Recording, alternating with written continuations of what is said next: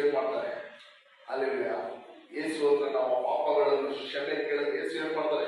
ಕ್ಷಮಿಸ್ತಾರೆ, ತನ್ನ ರಕ್ತದಿಂದ ತೊಳಿತಾರೆ. ದೇವರ ವಾಕ್ಯ ಅದೇ ಹೇಳುತ್ತದೆ, ಪಾಪಗಳು ಕಡುಗೆಂಪಾಗಿದ್ರು ಏನ್ ಮಾಡ್ತೀವಿ? ಹಿಮದಂತೆ ಬೆಳಪಾಗಿ ಮಾಡುವ ದೇವರು ನಮ್ಮ ದೇವರು ಯಾರು? ನಮ್ಮ ಪಾಪಗಳು ಕಡುಗೆಂಪಾಗಿದ್ರು ಅದನ್ನು ಹಿಮದಂತೆ ಮಾಡುವಂತ ದೇವರು.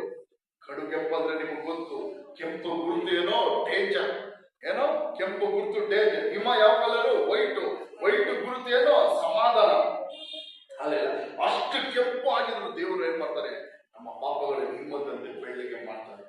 ಯಾವುದೇ ಕಾರಣಕ್ಕೂ ನಾನು ತಪ್ಪು ಮಾಡ್ಬಿಟ್ಟೆ, ಪಾಪ ಮಾಡ್ಬಿಟ್ಟೆ ಎಂಬುದಾಗಿ ಹೇಳಿ ಹಲ್ಲೆಲೂಯಾ, ಅನೇಕ ಇವತ್ತು ಲೋಕದಲ್ಲಿ ನೋಡ್ರಿ ಏನೋ ತಪ್ಪು ಮಾಡ್ತಾರೆ, ಏನೋ ಪಾಪಗಳು ಮಾಡ್ತಾರೆ.